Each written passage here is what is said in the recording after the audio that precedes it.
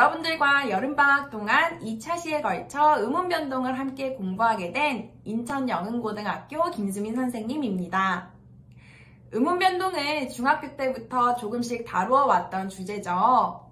하지만 문법 개념들은 시간이 지나면 우리 머릿속에서 또 금방 잊혀지기 마련입니다. 음운변동 단원에서 배웠던 내용이 잘 기억나지 않는 친구들은 2주 동안 선생님과의 수업을 통해서 개념을 다시 한번 짚어보고 이미 음운변동에 대해서 잘 기억하고 있는 친구들은 자신이 이해하고 있는 내용이 정확한지 한 번 더 점검해보는 시간이 되었으면 합니다. 그럼 시작해볼까요? 먼저 오늘 배울 내용부터 알아보도록 하겠습니다. 오늘은 음운변동의 개념, 음운변동의 유형, 그리고 음운변동이 일어나는 이유, 이렇게 세 가지에 대해서 알아보도록 하겠습니다.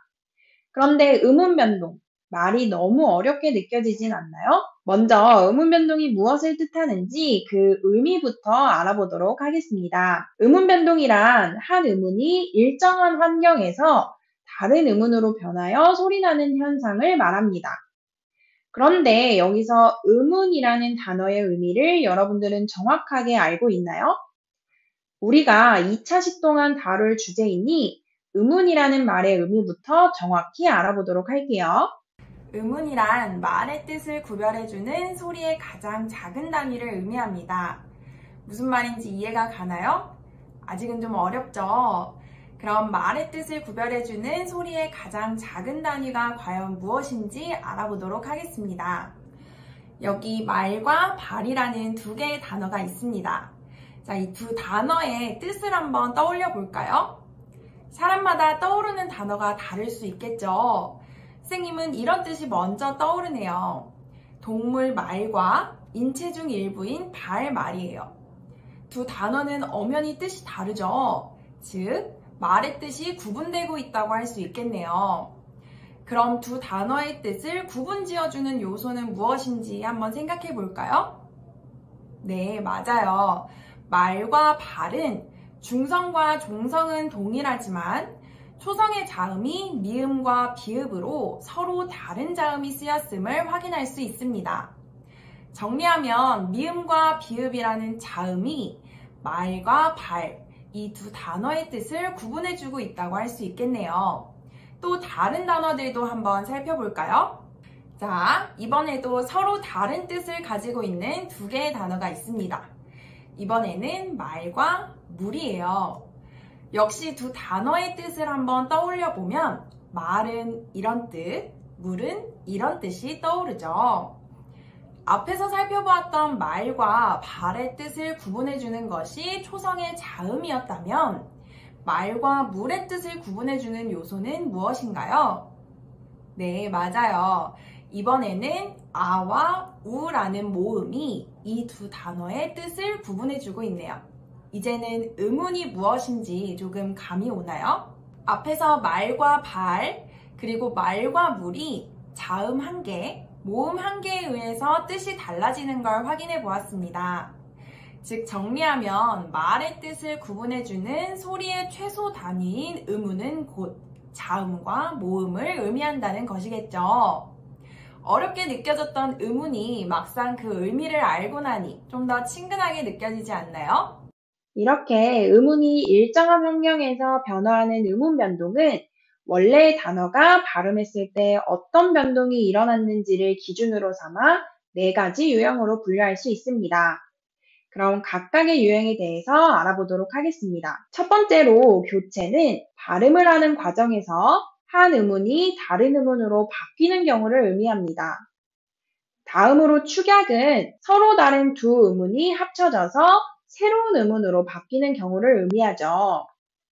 세 번째로 탈락은 한 음운이 일정한 환경에서 소리나지 않는 경우를 의미하고 마지막으로 첨가는 두 음운 사이에 새로운 음운이 생겨나는 경우를 말합니다.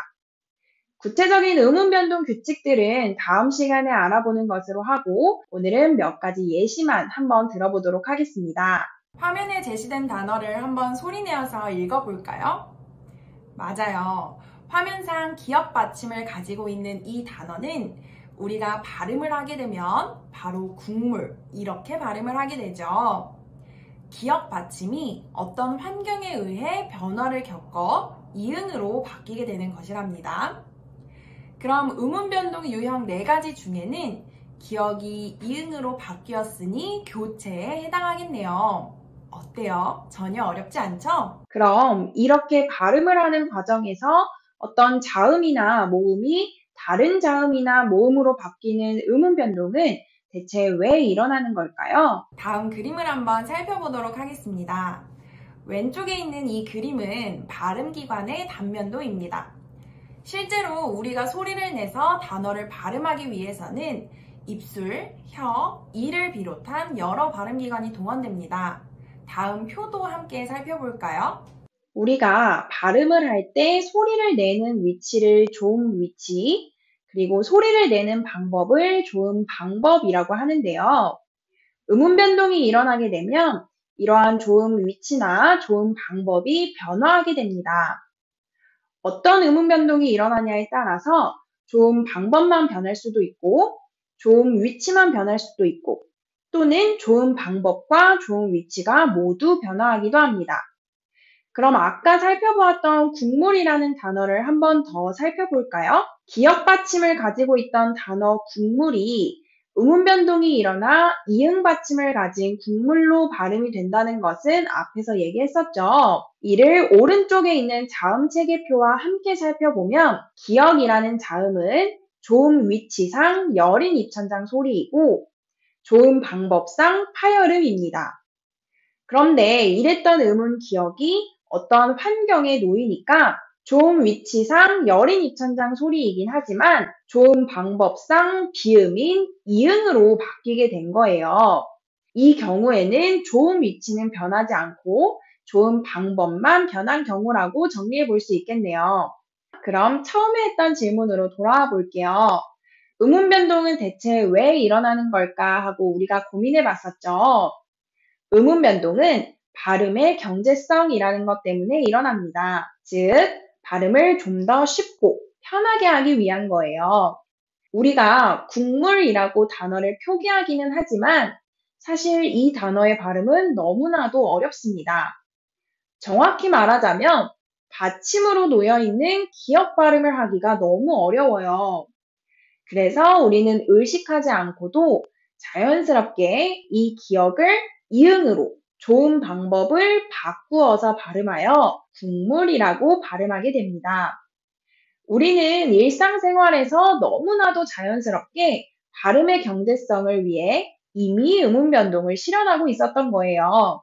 신기하지 않나요? 파열음이었던 기억의 좋은 방법을 살짝 바꾸어서 같은 조음 위치에 비음으로 바꾸어 발음하니 훨씬 더 발음하기 쉬워졌습니다.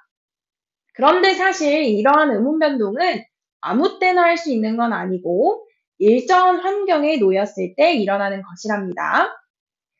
우리가 국물의 기역을 이응으로 바꾸어 발음하는 것에는 사실 두 번째 음절인 물의 초성, 미음이 영향을 미친 거예요. 이에 대한 더 자세한 설명은 다음 시간에 알아보도록 하겠습니다. 벌써부터 다음 시간이 기대되죠? 자, 그럼 이제 오늘 배운 내용을 한번 정리해 보도록 하겠습니다. 오늘 배운 3가지 내용 모두 기억하고 있나요? 오늘은 음운 변동의 개념, 음운 변동의 유형 4가지, 그리고 음운 변동이 일어나는 이유를 배워보았습니다. 자음이나 모음과 같이 말의 뜻을 구분해주는 소리의 최소 단위인 음운이 일정한 환경에서 변화하는 것이 곧 음운 변동이라고 얘기했었죠. 이런 음운 변동은 교체, 탈락, 축약, 첨가라는 4가지 유형으로 구분이 되고 발음을 쉽고 편리하게 하기 위해서 음운 변동이 일어난다는 것까지 오늘 꼭 기억해 두도록 해요. 그럼 다음 시간에는 이 음운 변동에 대해서 좀 더 구체적으로 알아보도록 하겠습니다. 그럼 우리는 이제 다음 시간에 만나요. 안녕!